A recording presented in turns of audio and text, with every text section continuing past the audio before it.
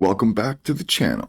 Today we have great news from Argentina, a new president who is pro-Bitcoin.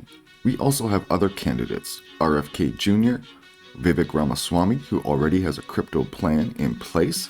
These people are running for president. RFK Jr. wants you to have tax-free Bitcoin, but we'll get into it. Also, across the ocean in Germany, Joana Cotar, she wants to make Bitcoin legal tender in Germany. Let's get into this. Javier Milei wins Argentine presidency. Bitcoin gains nearly 3%. This is what we need, people. People with balls, right? People that are going to stand up and say something. What are you going to do today? Get out there, do something. Change the world, because the internet, we have no excuse anymore. Instant communication. You can do anything you want. The self-described anarcho-capitalist has been supportive of Bitcoin, calling it the return of money to its original creator, the private sector. So I'm just going to skim through this article here. He wins by pretty good margin. The other opponent concedes. But here's what he has to say about the real issues, right? Which we all know. We have to understand that the central bank is a scam, said Milei. Hopefully I'm pronouncing his name right.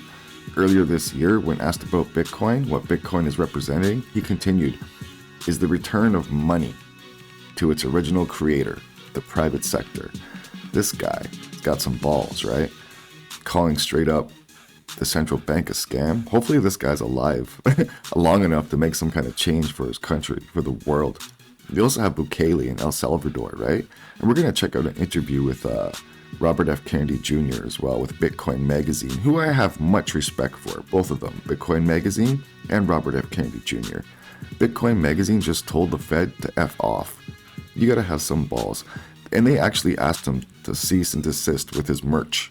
And he told them, go screw yourself.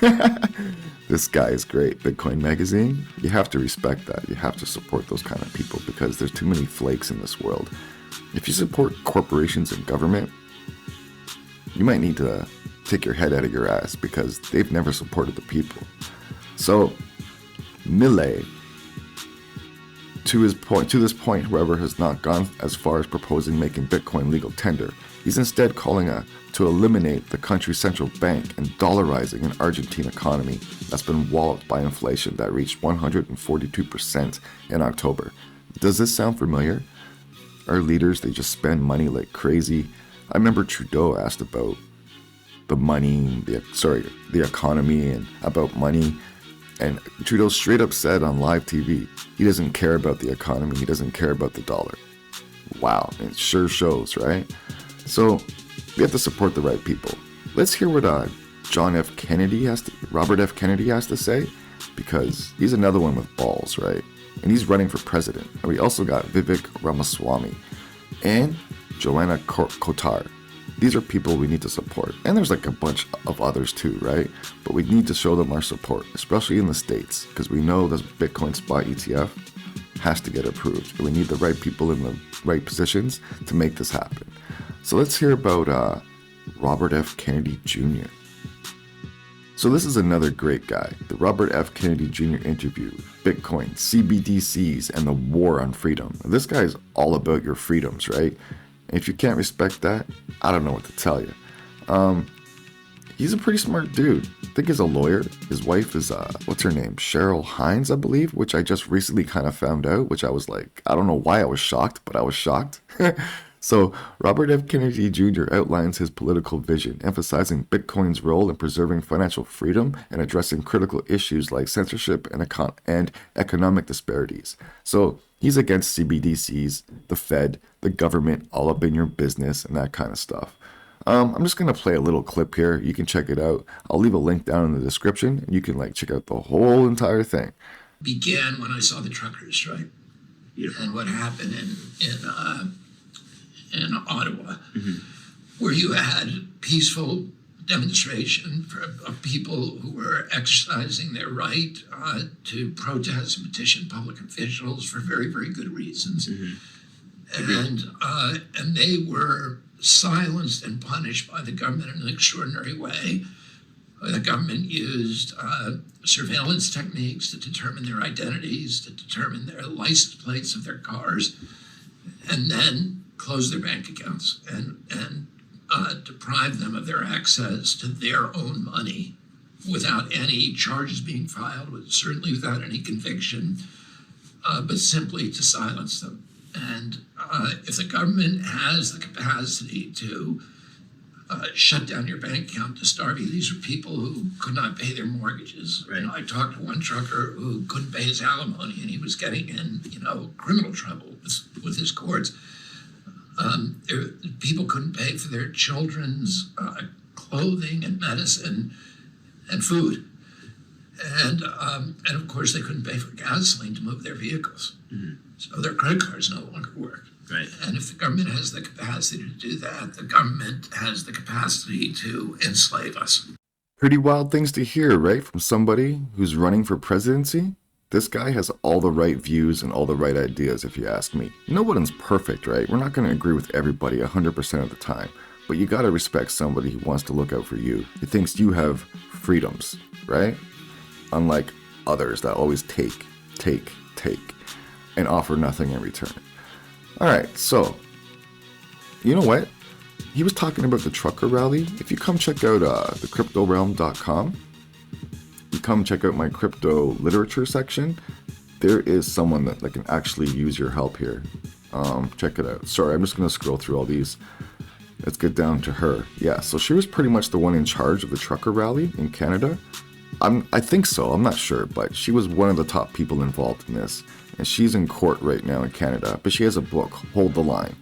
Come to the Crypto Realm, come to the crypto literature section, and get this book. I get a little piece of the action, but not much. But she could definitely use the money, right, with her lawyers and fighting the government.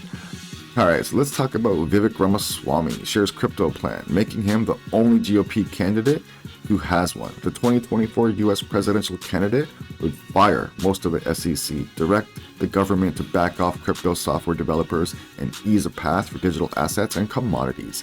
How cool is that, right?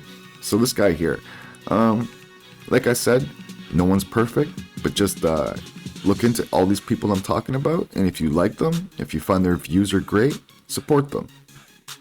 I'll leave links to all these articles in the description, and let's see what he has to say. Republican presidential candidate Vivek Ramaswamy is launching his crypto policy framework called The Three Freedoms of Crypto. The political newcomer, who is a former biotech executive, says the new proposals will unshackle American innovators from the administrative state. Vivek joins us now. Welcome to the show. How are you? I'm great, thank you. Now, this new crypto framework is out. I got to ask you, if you become president of the United States, what changes from a crypto perspective? I think what changes is that regulation by enforcement ends. What does that mean? That the rules are delineated clearly in advance, rather than you having to wait for an enforcement action for the SEC to figure out whether or not a given coin was a security or not, that Gary Gensler refuses to say today, for example, about Ethereum.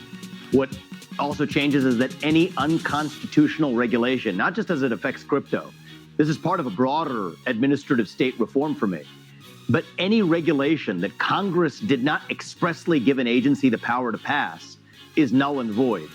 It turns out that applies to most regulations governing the crypto industry. And I put these into three categories for the areas of reform that I've laid out. One is the freedom to code. It's my view that code is speech. And while it's perfectly appropriate for the government to go after bad actors, if you take the Tornado Cash example, going upstream for the actual developers of the code, that's wrong. You got to draw the distinction between the code itself, which is protected, versus people who misuse it to steal. That's something that's not happening today. That's freedom of speech is principle number one. It's the freedom to code. Principle number two is financial self-reliance. I'll give you the punchline here. There's a lot that's behind it. I mean, the AML statutes, the Know Your Customer stuff, a lot of this, the Bank Secrecy Act has been weaponized. But the punchline is self-hosted wallets should not be touched. I mean, that's part of the Jacksonian vision of financial self-reliance and independence. We can't have a regulatory apparatus that effectively creates self-hosted wallets and prevents them from actually being able to exist. So that's point number two. And then point number three is just the freedom to innovate. And I say this as somebody who comes from multiple different regulated industries in the past. The wet blanket on American innovation isn't even Congress. It's the regulatory state that's making up its own rules, regardless of the laws that actually exist in this country. And so we'll rescind all of those unconstitutional federal regulations. We'll downsize the federal employee headcount by 75%, which I think is a good thing. A lot of these toxic regulation and enforcement action come from the fact that if you have a bunch of people showing up to work who shouldn't have had that job in the first place, they find things to do. We'll put an end to that. And the good news about all of this is these are things I can get done as the US president without asking Congress for permission or for forgiveness, because this relates to the executive branch. Well, damn, I was impressed with what he had to say there. Oh, my goodness. So, what are you guys going to do? You going to support the right people here? You going to vote for Biden? Or are you going to vote for somebody like this? Or Robert F. Kennedy Jr.? I think we all know the choice is very clear. Bitcoin fever is spreading, boy. German parliament member wants to make Bitcoin legal tender.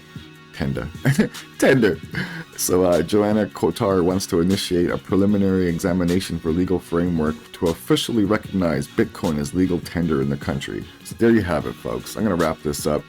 I'll leave links down in the description to all these articles and videos. You can check it out yourself.